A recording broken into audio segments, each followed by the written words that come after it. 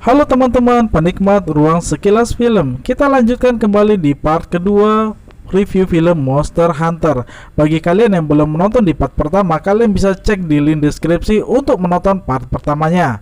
Selamat menikmati. Keduanya sepakat untuk berdamai karena memiliki musuh dan masalah yang sama, yakni terjebak oleh gulungan petir.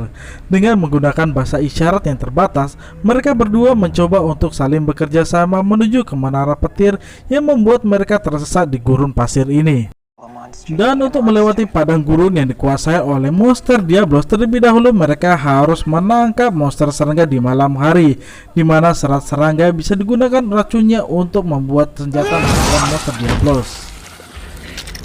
Selain mencari racun dari monster serangga, mereka juga harus mempersiapkan fisik mereka untuk melawan langsung monster Diablos dan tentu saja melewati gurun pasir. Hari pertempuran pun berlanjut, di mana dengan persiapan yang matang, Artemis dan Hunter memancing Diablos keluar dari persembunyiannya. Keduanya saling bekerja sama menembakkan racun dari monster serangga. Tidak hanya itu, di saat yang bersamaan, Artemis juga menembakkan senjata bazooka dan menancapkan pedang membelah Diablos. Akhirnya mereka pun berhasil memenangkan pertarungan walaupun harus membuat Hunter cedera dan pingsan. Adegan berlanjut, Hunter telah sadar dari pingsannya dan melanjutkan perjalanannya bersama Artemis menuju ke Sky Tower. Dan perjalanan mereka pun terhenti di pinggiran hutan dengan sungainya yang mengalir. Di sana mereka bertemu dengan hewan-hewan besar herbivora. Walau terlihat damai dan aman, rupanya hutan tersebut masih menyimpan monster yang mematikan. Pada saat itu, beruntung Hunter dengan sigap berhasil membunuh monster yang hampir saja memakan Artemis. Waktu berlalu, di saat mereka berdua sedang beristirahat setelah melakukan perjalanan yang panjang, tiba-tiba datang monster lain yang mencoba untuk menyerang mereka. Pertarungan pun kembali terjadi, namun di tengah-tengah pertarungan antara keduanya, tiba-tiba juga datang beberapa orang yang membantu Artemis dan Hunter melawan monster-monster tersebut. Setelah pertarungan tersebut, kemudian Artemis diajak ke sebuah tempat di mana tempat tersebut tidak lain adalah rumah Hunter dan teman-temannya. Di tempat inilah kemudian Artemis bertemu dengan sahabat Hunter yang bisa berbahasa Inggris. Mereka pun saling berkenalan dan Artemis mendapat penjelasan tentang keberadaan monster dan Sky Tower yang menjadi gerbang keluar masuknya monster tersebut dan tersesatnya Artemis dan pasukannya. Di mana kemudian mereka pun akhirnya bersepakat untuk berperang melawan Rathalos dan membawa kembali Artemis kembali ke dunianya. Malam pertempuran pun dimulai. Artemis dan pasukan pemburu lainnya memiliki satu misi, yakni menghancurkan Sky Tower. Namun mereka terlebih dahulu harus menghadapi serangan Rathalos dan monster-monster lainnya. Pertarungan antara pemburu Artemis melawan para monster terjadi dengan sangat seru.